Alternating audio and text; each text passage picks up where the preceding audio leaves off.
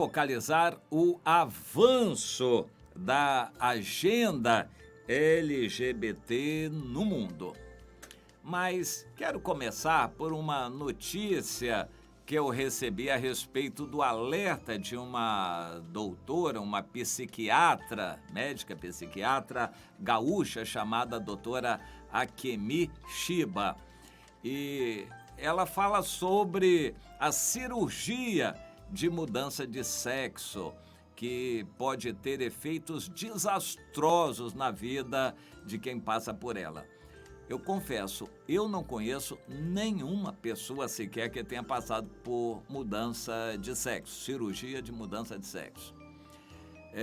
Eu não conheço, mas doutora Akemi Shiba diz que esse número tem aumentado assustadoramente. E ela busca alertar as pessoas a respeito dos diagnósticos de disforia de gênero que têm sido feitos de maneira precoce e sem o estudo aprofundado de cada caso. Eu não entendo esse lado da ciência, se é que pode chamar de ciência. Eu não entendo bem isto, o que se chama ideologia de gênero. Eles dizem que a pessoa tem um gênero na cabeça, que não é o sexo do corpo, pode ser diferente. E se for, isso vai causar uma disforia de gênero. A pessoa tem o corpo de um sexo masculino ou feminino e tem a cabeça de outro sexo.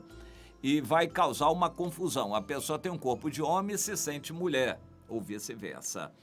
E isto é atestado por algum psicólogo, às vezes até na adolescência e na infância.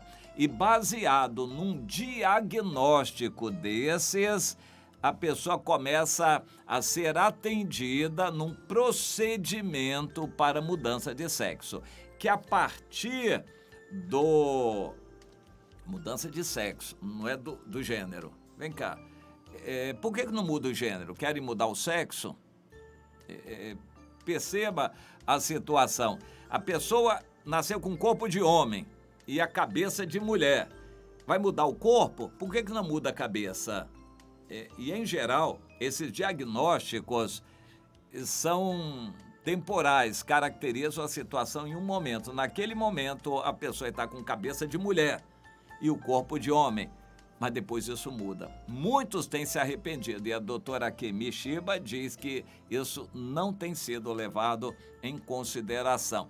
Quando eles fazem um diagnóstico desses em cima de um adolescente, desencadeia todo o processo de mudança de sexo. Não mudança de gênero, mudança de sexo. E ela diz que tem havido no Brasil uma verdadeira epidemia de transgêneros.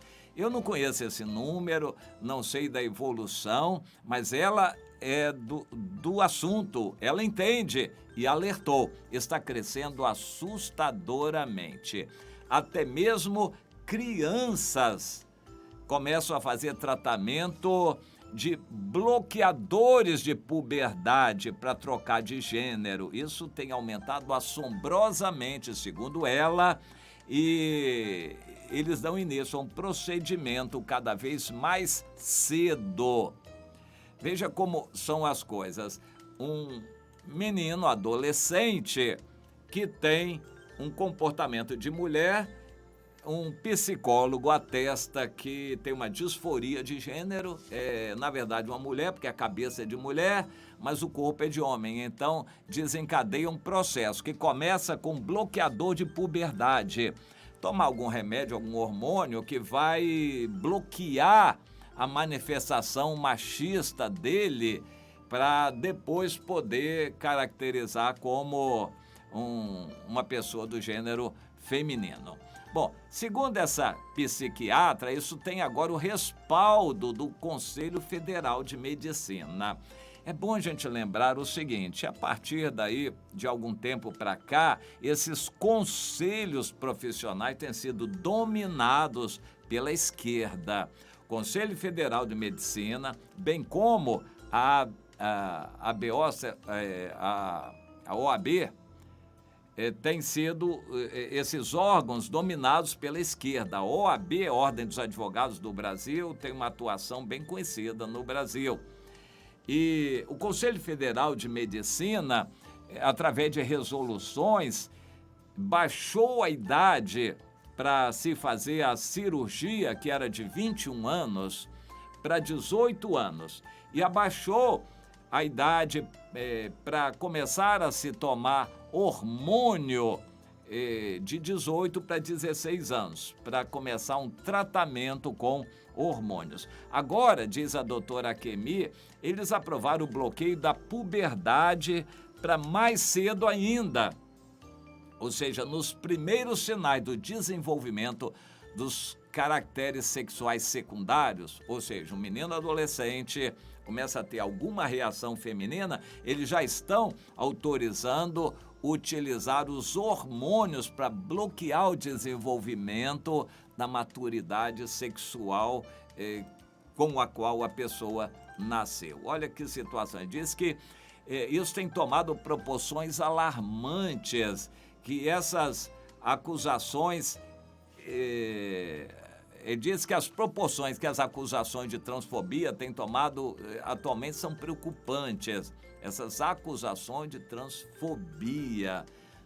Olha que coisa. Então, ela então diz, olha, tornar um procedimento, o Conselho Federal de Medicina, na verdade, ela critica, que quer tornar um procedimento invasivo, agressivo.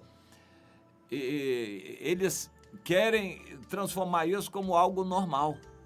E então estão até mudando o nome. Não é uma cirurgia, é uma readequação da anatomia ao sexo psíquico. Ou seja, aí ela entra nos detalhes. Ela diz, temos que usar as palavras corretas. Isso é uma castração do menino ou do homem. Para chegar a uma cirurgia de transgenitalização, que pode ter uma repercussão desastrosa na vida de uma pessoa, se ela for diagnosticada com essa disforia de gênero transitória, que provavelmente muitos casos são só transitórios, que pode mudar depois, mas depois ficou irreversível. Ou seja, em algum momento o menino, adolescente, teve uma manifestação feminina, desencadeia o processo, depois se torna irreversível. E depois, com 18 anos, já bem cedo, já começa a tratar com hormônios, e quando chega aos 18 anos faz a cirurgia, e ela diz que essa cirurgia do menino é relativamente tranquila, é retirar um monte de partes e criar um buraco artificial ali, uma neovagina, um buraco artificial. Mas no caso de uma menina, a coisa é bastante complicada, são várias cirurgias, tem que botar uma extensão do clítoris, botar uma prótese para os testículos e podem ocorrer um monte de complicações e tem acontecido na uretra, nas fístulas, estenoses, e o próprio pênis fica minúsculo, não fica nunca igual a um pênis masculino. Então ela adverte que essa cirurgia tem trazido problemas catastróficos, muitos suicídios acontecem depois e muitos casos caracterizam um arrependimento depois da pessoa, mas aí sem volta, não tem jeito de voltar. E ela disse ainda que os adolescentes ainda não têm maturidade para tomar uma decisão dessas que irá definir o restante da sua vida. O adolescente não tem ideia do que quer para a vida dele, então não é uma época boa para tomar decisões dessa magnitude. Bom, isto é a situação no Brasil, uma realidade que nós cristãos não conhecemos, porque nós estamos muito dentro das igrejas. No nosso meio, pouco acontece disso. Mas essa doutora, eu nem sei se ela é cristã, a Akemi Shiba, lá do Rio Grande do Sul, diz que isso tem tomado proporções alarmantes no Brasil e a gente vai fazer o quê? A gente vai orar. Agora, isso faz parte de uma agenda global, isso está sendo empurrado no mundo todo. Preste você atenção a essa outra notícia, o que anda acontecendo na Suíça. A Suíça é um país pacífico, ou tende a ser pacifista na Europa, de um legado cristão muito importante, porque foi ali o berço do calvinismo. Calvinismo, embora o Calvino fosse francês, mas ele começou na Suíça o seu trabalho, em Genebra. Hoje, a Suíça é um país muito diferente. Essa propaganda LGBT está avançando bastante na Suíça, e os conservadores, partidos de direita, tipo Bolsonaro, assim, lá da Suíça, com conservadores cristãos, igrejas cristãs, acharam que seria uma afronta prosseguir com aquilo. E eles queriam lá criar o que tentaram criar no Brasil, uma lei de criminalização da homofobia. Ou seja, você simplesmente falar contra o homossexual é crime. E eles igualaram a homofobia também a questão do credo e questão também de raça. Você falar mal de uma pessoa de outra raça, isso aí é crime. E também de outra religião. Agora, eles igualaram a tudo isto a questão da homofobia. Se a pessoa falar contra o comportamento homossexual, isso vai ser considerado crime. Bom, mas houve uma pressão conservadora e a Suíça faz muito isso. Foi fazer um referendo. A população da Suíça é relativamente pequena, então eles podem fazer uma eleição dessas, um referendo. Isso foi feito com certa facilidade e o resultado foi assustador. Eu acredito que o comparecimento foi liberado, optativo, não foi uma votação obrigatória. E o resultado foi que o sim a favor da homofobia teve quase 2/3 de votos da população que votou. Ou seja, os conservadores vão ter que aguentar calados, porque a partir de agora é lei com apoio popular e o referendo de todos os suíços, que se falar mal do homossexualismo ou de algum homossexual é crime e pode ir para a cadeia. Os eleitores votaram, aprovaram neste referendo essa conduta. Bom, o que acontece na Suíça está acontecendo no Canadá e em vários outros países da Europa. Essa agenda LGBT está avançando. E o que significa isso? A Bíblia nos diz lá em Daniel que o anticristo seria um homossexual. Ele não teria nenhum prazer pela atividade do sexo oposto.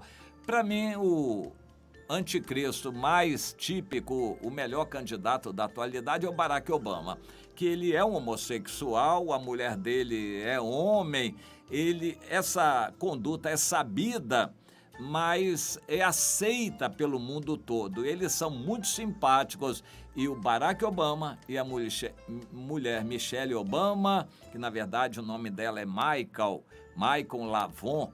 Esse Michael Lavon é o nome dela, da Michelle, que é homem. E ela nem se deu ao trabalho de fazer a cirurgia transgênero. Então ela não é um transgênero, é um homem vestido de mulher.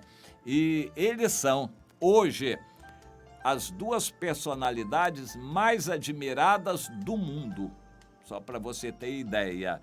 E então, a agenda LGBT tem como bandeira de frente a plataforma LGBT, a propaganda do homossexualismo. Os cristãos lutarem contra isso é uma batalha inglória, é uma batalha perdida. Na Suíça, os cristãos se levantaram e foram derrotados. Em vários países do mundo, os cristãos estão se levantando, estão sendo derrotados.